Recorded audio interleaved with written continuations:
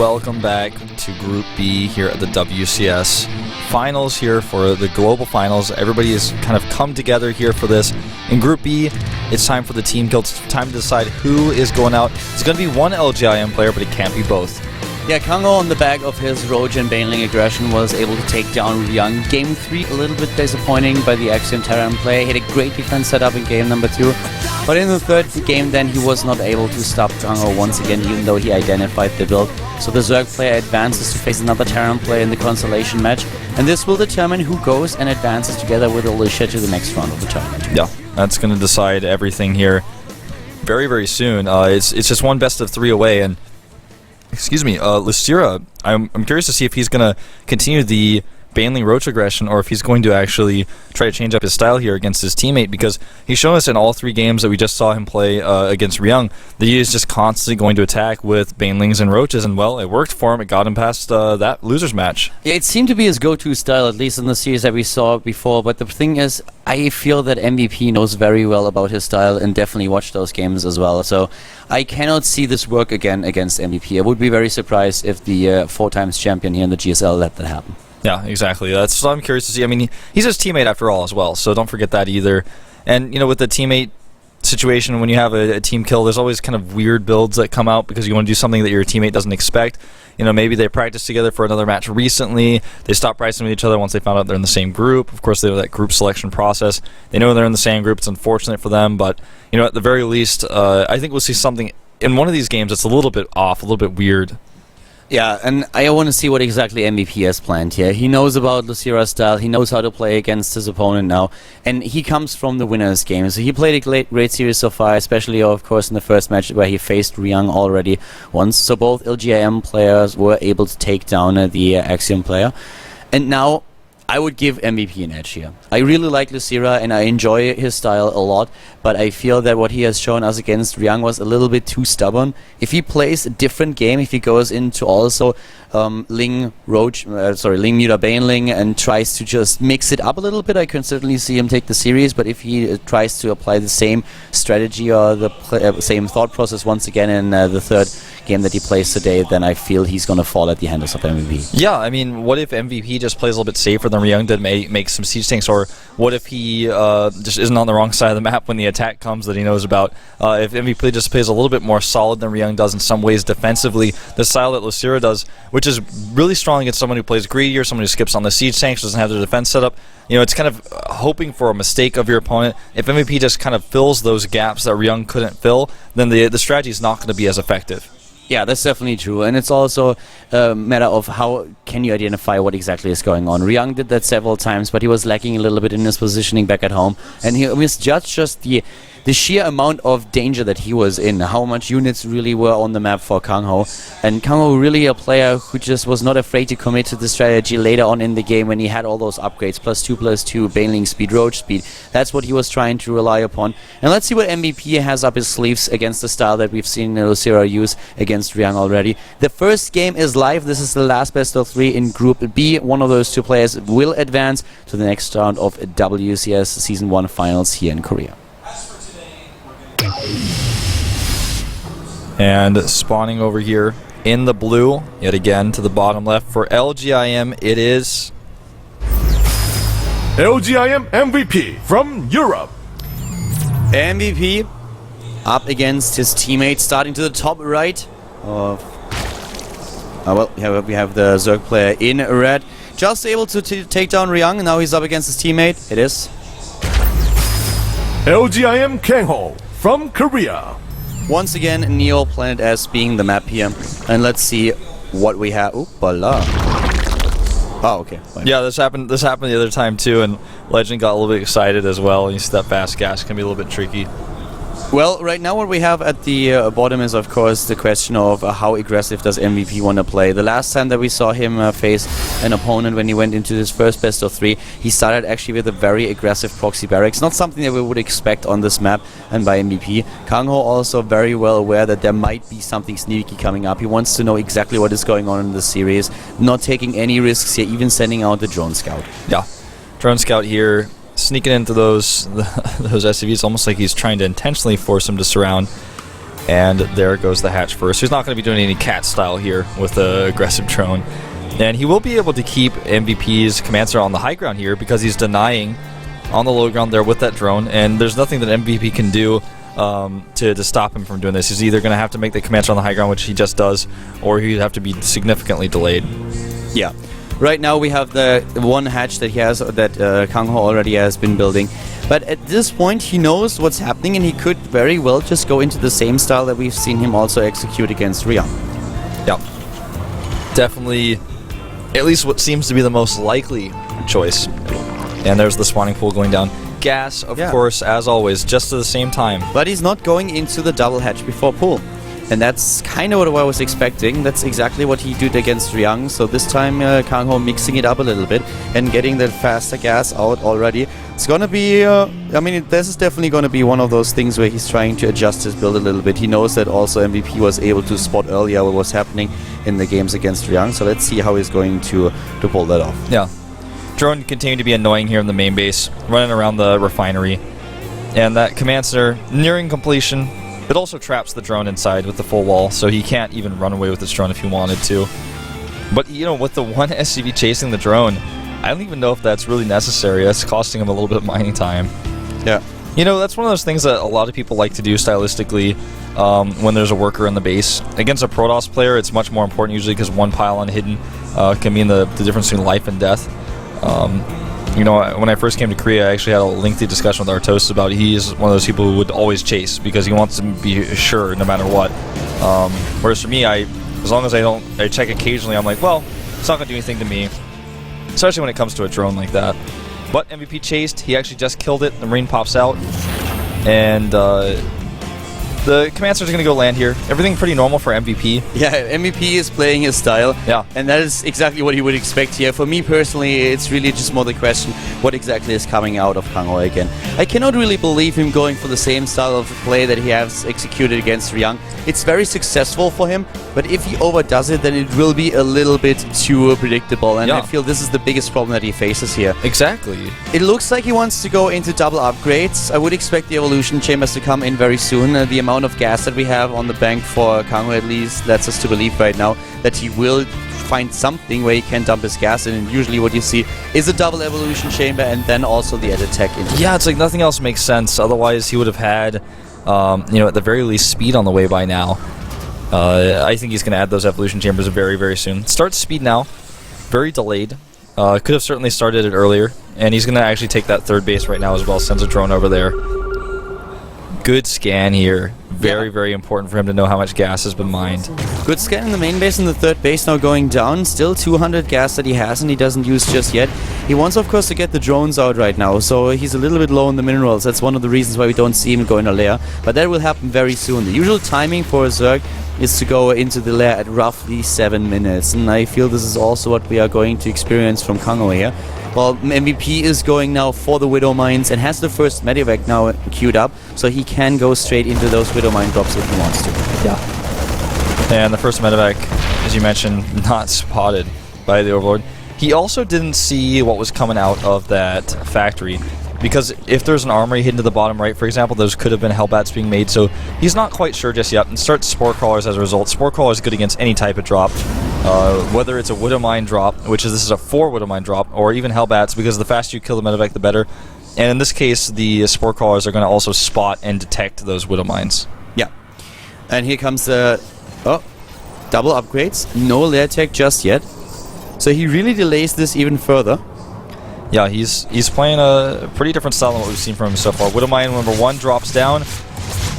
And he wants to drop, of course, all 3 of them very nicely split here. Second one on the ramp. He's going to get a shot off on those queens. Yeah, he already has those Spore Crawlers unrooted, at least at the natural, because he needs detection. And he doesn't have a lair. And he is not getting one. And we are already 8.5 minutes into the game. Yeah, has the detection now, or will soon with the Spore Crawlers that he's repositioning. He's dealing with this like you deal with DTs, if you don't have a lair. And the third Widow Mine is ready here at the third base as well. So he's just split these Widow Mines up very annoyingly. Yeah, he has a lot of free supply, by the way. I actually not quite sure. This is a really late lair tech that he currently has. The 1-1 upgrades is definitely going to help him, but I expected a little bit of aggression coming out of him when I saw this very much delayed tech. So right now he's going into the upgrades that you would expect if you are seeing a Ling Meter Baneling composition, but at the same time it was also the same upgrade path that he went down when he was going for that Baneling aggression in game number 3 against Ryang. And as a Zerg these days, you can actually with your upgrades be quite flexible. We also have a lot of players that start off with roaches, even go into a melee +1 and then go into range later, or the other way around. And here comes a double Baneling nest, just because sometimes one is not enough. Yeah. We talked about this yesterday. Sometimes you kill the wrong probe, and sometimes one Baneling nest is not enough. That Overlord eating a shot. So many queens he's adding here. And now the link production has started. You know, and that's the thing. When I saw the late lair tech, I actually, no lair tech, I actually thought that he's going into just a complete Baneling aggression. Now he has lair, and he could wait until he has the speed and then try to hit this 1-1 Banelings. Yeah, just pure Banelings with speed. This is a strategy that worked against MVP in the past. Scarlet actually used that very strategy, but it's a pretty late timing that he hit with this. It's strong. I mean, it's really strong. But let's see if he can actually make that happen. Yeah, this is... Viking didn't have a chance against that many queens, but this is a strategy that is really... well, first of all, it's one that we've seen work against MVP in the past. I think he's right now figuring out, he's like, oh, there's 2 Baneling nests. Yeah, MVP should actually tribe him and say, like, dude, you have 2 Baneling nests, you know that, right? And it's basically guaranteed to be scouted like this. Yeah. Going into +2/+2 as well, so that is hitting a lot later than it usually would, but a lot stronger too. He gets a Spire, so he may just... There are 2 siege tanks. I think he's not even going to try that timing anymore. No, it doesn't. It looks like at the beginning like he was thinking about it. As we said, MVP died to it in the past. It's really Exactly. strong. He's died to it in the past. It's a strategy you don't really expect. Maybe that was his original idea, and he realizes now, I don't think this is going to work. It's a very, very late Spire, though. If you go for normal timings, you have the Mutalisk out between the 10 and 11 minute mark. And at 12 minutes now, he doesn't even have the Spire completed. So this is a very late timing. And not a lot of aggression, which allows MVP without a problem to just get spaces up. Yep, combat shields before stim ready here. And he uses those extra hit points to just keep his units alive and then boost away. Just enough space in those medevacs to save every last Marine. He's going to go to the left side. KangHo's creep spread in this game, very, very good. I have no idea how those links got in the main base. Me neither. God knows how they got in. I think those few siege tanks were not just able to hold them off, and the one supply depot is still lowered, so that might be the case here. Well, he led them into the slaughter. I guess it worked out for him okay. I mean, some scouting information given away, yes, but otherwise, it was fine. The biggest problem with Ling Meter Baneling is that once the Terran player hits +3/+3, you are in trouble. His army is so strong that it's very difficult for you to deal with this. I don't quite know what that was. It's like, kill me now, please. Yeah, so what I don't know what happened there, but 3-3 is your problem. And with the delay that we have now with this aggression, this means that it's much more difficult for KangHo to make this happen in the long run. Yeah. I mean, you are strongest when your opponent is on 1-1, on 2-2. But now, this is actually really dangerous. Army to the top left, by the way, aiming for the third base. Yep, the Baneling landmine is completely missed. Top left, third base. Thank you. There we go. Mutalis here will clean this up. And even the Spore Caller actually helping out. And now the bottom right is being attacked here. The fourth base has to be cancelled. The Baneling landmines didn't do too much here. Double cancel here on the gas and the base. The Mutalists have to be careful with the good target firing. One of them at least could go down. But the Terran player is just calling the shots now, forcing the creep back and putting KangHo in a really uncomfortable position. Yeah, MVP moving forward here. He's got a really, really strong force. And Mutalis coming back here, but he doesn't have a whole lot of Banelings right now. And there's a great split for MVP. The creep starting to recede quite a bit here. He needs more time, though. Here comes KangHo moving in, still with the creep advantage. The Mutalisk a little bit far to the front, sniping those siege tanks. Needs to get rid of them so that he can roll in with the Banelings. And MVP should realize that at this point, he better call his losses. But yeah, it's a little bit too late already. The Zerg is engaging. Yep. Look at those tumors queued up here on those queens. Lysira not messing around with that. Going to be bringing those out super fast. And +3 started already. This is not a place for the Mutas to fight. KangHo changing his style quite a lot in this first game of the consolation match in the Group B, and MVP so far kinda has his number. Still a bit in the lead in the overall supply, and as I said, the entire tech of KangHo was very late, so now he's facing +2/+2 upgrades already. He, by the way, has the same upgrades, but we go into +3 already for the Terran player here. And even +1 for siege tanks. Yeah. Which I find interesting, considering he only has 1. But Did he just cancel that, by the way, or did it finish? the siege tank? Yeah. Yeah, he finished. No, the upgrade. Oh, it finished. Sorry. There we go, in the main base, or at the natural. Once again, the Mutalisks moving in. Quick reaction here by MVP, no problem for him. Same time, we have a task force in the middle of the map taking down creep tumors. Sensor tower finishes as well, so he knows where they're coming from. Mutalisks a little bit of a nuisance here, but here comes the rest of the army. The Mutalisks are moving in as well. The Banelings are the bigger issue, though. Yeah, the Baneling's rolling in here. He doesn't have any room to split, and the Mutalisks catch the drops. Yeah, but not quite. We have still the afterburners being used to great advantage here. But now here comes the force of the Zerg player, and I'm not quite sure if MVP really has enough. He's struggling against this a little bit. A lot of resources, but he can't use them. He can't use them, and the Baneling's getting some good hits on the mineral line. Can he finish the last of the SCVs off? Great micro here by MVP. Really well done there. He could have lost so much more, but he was able to hold here. And now the Mutalisks once again on the way back. The Hive Tech already started. +3 halfway done. No armor upgrade just yet, and here it is for MVP just in time now. Just in time. 34 more Zerglings on the way. KangHo trying to switch into Hive Tech. It's halfway done. He has a hidden base to the top left, and KangHo changing up his style and playing a style we very rarely see on Planet S. It's very, very difficult to play this style against a good Terran player. He has the early creep. He has the early advantages. He's taking those engagements. He's keeping MVP back. He's doing the counterattack. And he's taking the bases. He has a 4th to the right side already mining, and another one being set up to the top left. So with all those satellite bases, he can do a lot. They spread him out pretty thin. But so far MVP hasn't done a lot of damage with the drops. He's trying to get his own base up, most likely going for a planetary here. But he needs to do a little bit more. Upgrades are going to be important as mentioned. Yep. And they will give MVP a bit of a lead. And medevac should be cleaned up by the Mutalisks. He's got a Widow Mine. Widowmine not getting that shot off. That's unfortunate for the Terran player. Yeah, would have loved to get that. A good split here so far. There's a lot of Mirars at the front. Yeah, the Banelings humming Limp Bizkit while they're rolling down the hill. And the base over here was forced to lift, and now there's a Ling underneath there. It looks like it'll take MVP a little bit longer to get that. The Ultras transition is already, of course, underway. So is the 3-3, but MVP with a massive upgrade lead is about to be at 3-3 for almost a whole cycle ahead of his opponent. Yeah, the style that here is being played here by KangHo, I mean, if he is able to save those bases, the Ultra decision is going to be devastating. He's running out of resources a little bit, though. Yes, he's nearing a max supply, so he can build up a bank, but all these upgrades are horribly expensive for him right now. 73 Marines and 10 Marauders. The question really being when MVP is finally deciding to move out and to apply some pressure on his own. Yeah. I mean, he's trying to do drops still. But there's so many mutas on the map, he's having some trouble. It's really good detection and map awareness with all the units that we have, and especially the creep tumors. And once again, the Banelings, they keep rolling. Yeah, and he had some trouble there with the Widow Mines, but the loss of the units allowed him to make 2 Ultras. +3 is done. The 3rd attack upgrade is done. He's waiting for armor to finish, clearing a lot of these creep tumors here. MVP being on 4 bases now. The base to the top left is gone. The Mutalisks finally clearing off those Marines, but they couldn't save the base. Yeah, base is dead. Planetary tech not ready.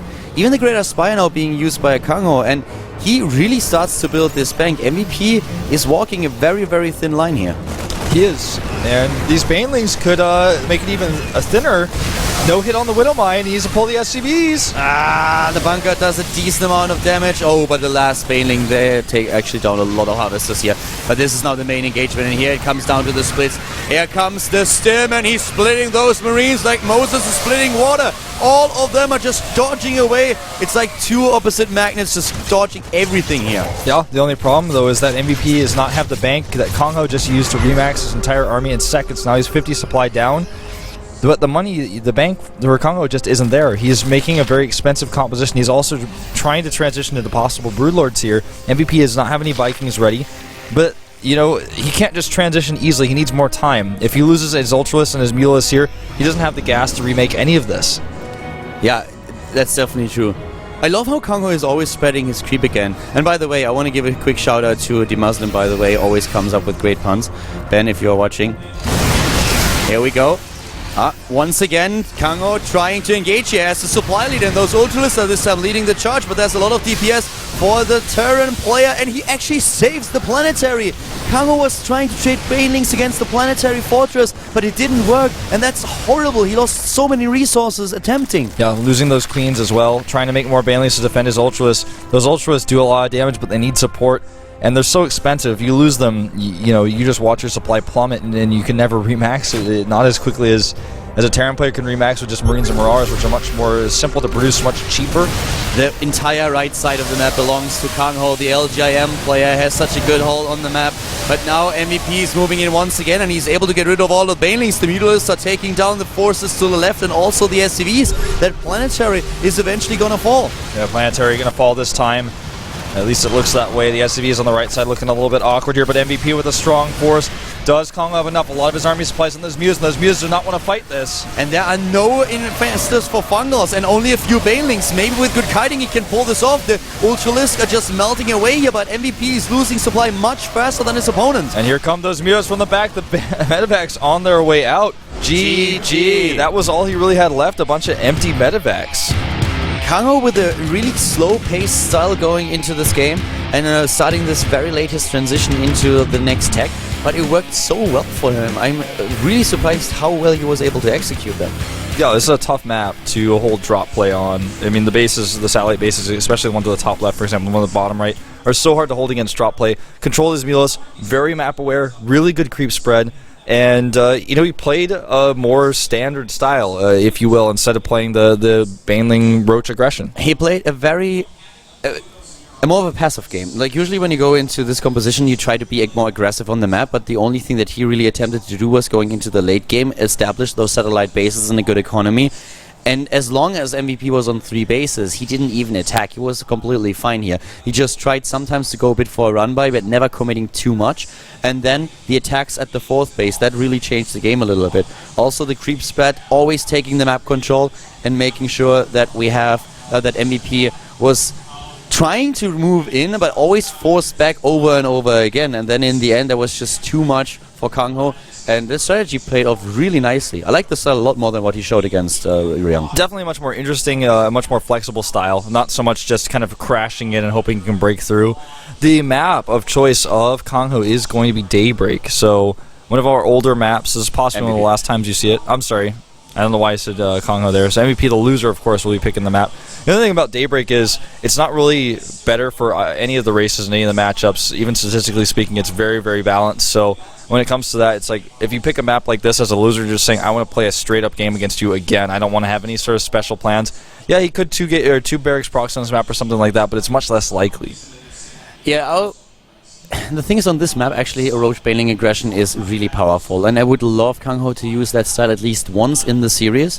I really would like that a lot. The thing why I didn't like it against Ryung this much is because he played it in all the 3 games and was gambling a little bit too much for my liking. I really love that he has different styles that he can use in the matchup against Terran, but I think that a healthy mix between the two of them would give him better results overall. I liked a lot how he engaged against MVP in game number 1, even though it was a very different timings, not trying to rush for the standard ones, and it really worked out for him. It was a more slow-paced match that he was playing there, very successful against MVP. And now in game number 2, he has to do it again. He has to prove once more that he is able to advance to the next round of the tournament. And the map is already live. We are jumping now right into Daybreak, the second game between MVP and KangHo here at the WCS Season Finals Korea.